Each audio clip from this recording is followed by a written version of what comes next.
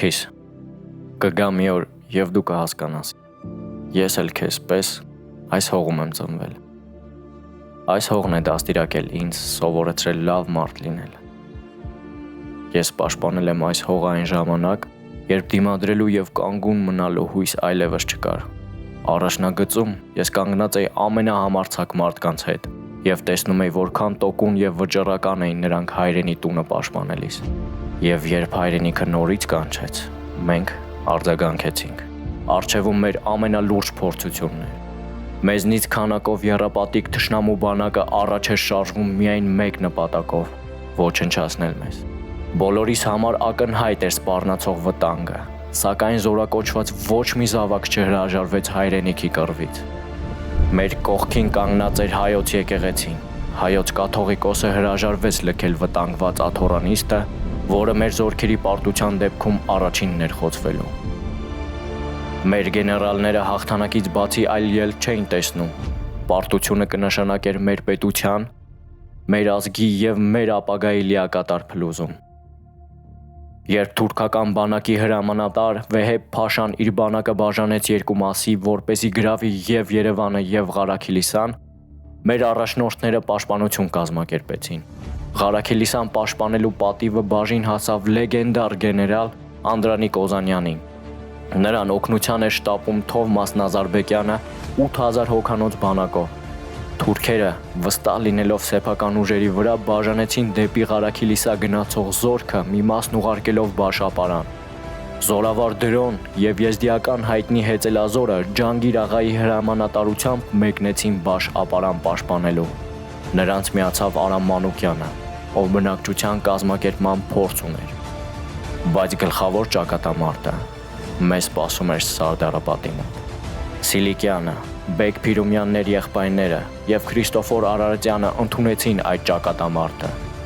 Հետախուզությունը հայտնում էր, որ թուրքական զորքերի մի մեծ խումբ Յակուբ Փաշայի հրամանատարությամբ գրավել էր Սարդարապատ կայարանը։ Թուրքական բանակը մեզնից 2 անգամ մեծ էր։ Ես հիշում եմ այդ առավոտը։ Հիշում եմ օդի ծանրությունը, մթնոլորտում տիրող լարվածությունը։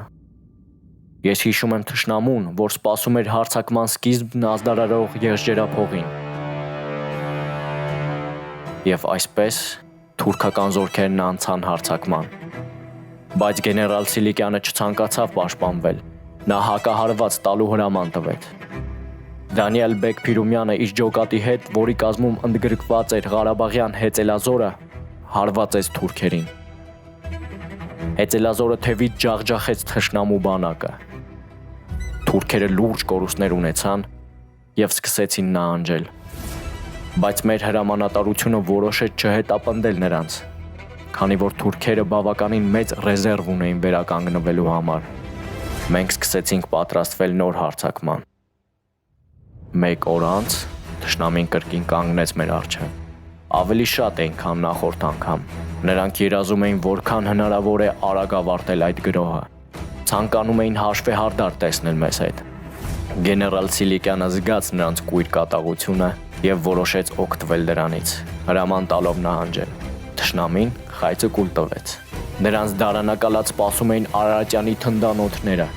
Հրետանային կրակը ծածկել էր թշնամու բանակը, իսկ հետևակը ոչնչացրեց ողջ մնացածներին։ Թշնամու ոգին ընկած էր։ Նա հսկայական կորուստներ էր կրել։ Մեր պաշտպանությունը փայլուն էր։ Թուրքերը նահանջեցին, դիրքեր գրավեցին բլուրների վրա, դնելով գնդացրային խորշերը։ 2 օր չկարողացանք ճեղքել նրանց պաշտպանությունը։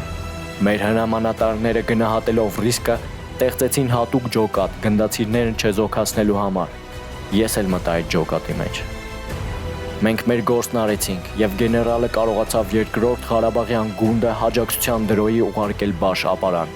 որտեղից նրանք կարողացան իրենց միացյալ ուժերով դուրս մղել թշնամու բանակը։ Թուրք սպարապետ Էսեդ Փաշան իր զինվորների հետ նահանջեց Համամլու։ Մնաց միայն Ղարաքիլիսան։ Զորավար Անդրանիկը ետ էր մղել թուրքական 3 հարձակում, սակայն հետագայում ստիպված էր եղել փախստականների հետ լքել քաղաքը և մեկնել Լոռու հյուսիսային կողմը,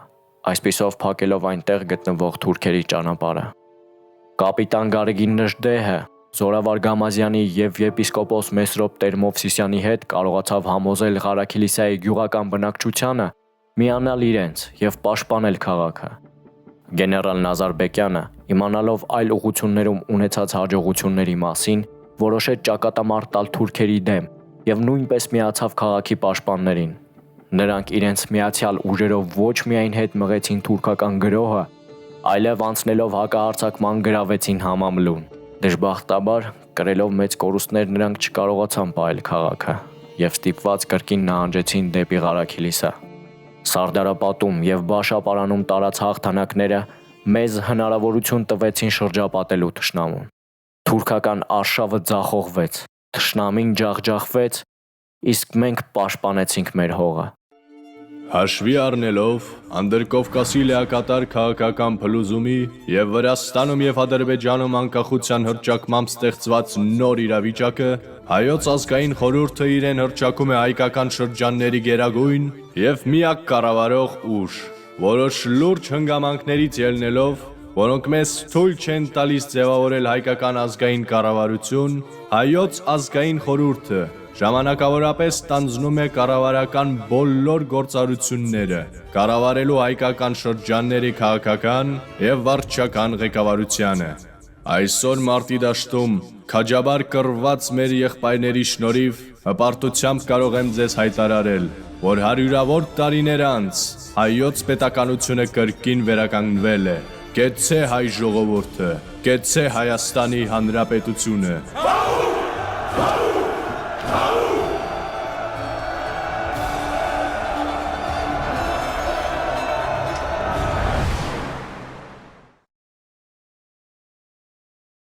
Որդիս,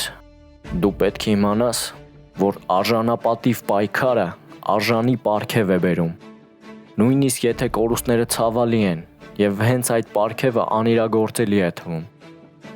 Հենց այդպես էլ եղել է։ Երբ մեծանաս, կարդաս այս նամակը, դու կհասկանաս իմ ուղին։ Եղիր քաջ, հավատարիմ եղիր հայրենիքիդ, եղիր հայր, եղիր մարտիկ։ Իսկ հիմա ես հեռանում եմ ու գնում մի նոր ճակատամարտի, որպեսզի դու չգնաս։ Բայց եթե քեզ էլ կանչի հայրենիքը,